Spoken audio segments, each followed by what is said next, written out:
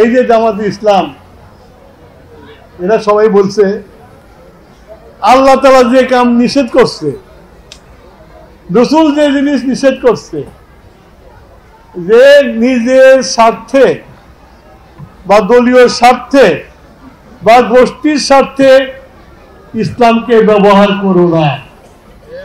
আপনি কোরআন শরীফের সূরা, আমার মানে নাম মনে নাই, সূরাতে পরিষ্কার বলা আছে যে নিজের স্বার্থে ধর্মকে ব্যবহার করো না। ব্যবহার করলে ভাইয়ে ভাইয়ে বিভেদ সৃষ্টি হবে, গোষ্ঠীতে গোষ্ঠীতে বিভেদ সৃষ্টি হবে, তাহলে কি মুসলমানরা বিভক্তি হয়ে যাবে। এখন যদি কোরআনের বাড়ি না মানে যারা, তাদের কি বলবেন আপনি? মুনাফিক বলবেন না?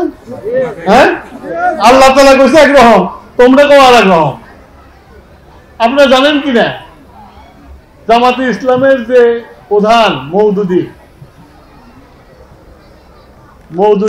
কইছেন যে আল্লাহর প্রেরিত যত পয়গম্বর আসছে সব পয়গম্বরই মানুষ, আর মানুষের হৃদয়ে কিছু না কিছু পাপ থাকে, প্রত্যেক পয়গম্বরের পাপ ছিল। আপনি মেনে নেবেন না?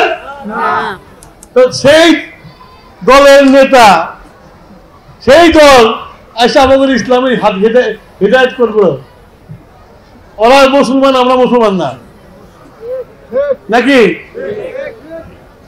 যারা এই ধরনের কথা কয়, এই যে কয়দিন আগে কইছে, আপনারা বোধহয় দেখছেন, বোধহয় কয়দিন আগে কইছে যে কি, যে নামাজ পড়া যেমন ফরজ, রোজা রাখা যেমন ফরজ, তেমনি জামাতের নেতা নির্বাচিত করাও ফরজ। কত বড় মুনাফিকি ধর্মের নামে এই দল করতেছে, আপনারা জানেন না? 1953 সালে এই মাওদুদি লাহোরে রায়ট করে 10,000 কাদিয়ানি মেরে ফেলেছিল। আইয়ুব খান মার্শাল কোর্টে বিচার করে এই মওদুদির ফাঁসি দিয়েছিল। মওদুদি দাড়ি কেটে পলায় চলে গেছিল। তো এই দল এখন গ্রামে গ্রামে তালিমি ক্লাস, আমার মারা একটু শোনেন, আপনাদের বেশি প্রভাবিত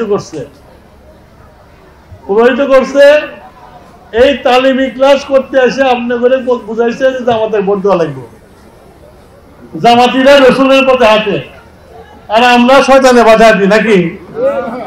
যারা জামাত করি না আমরা, সেটা আবার আমার মা বোনেরা বিশ্বাস করছে। তো মা বোনদের বলি,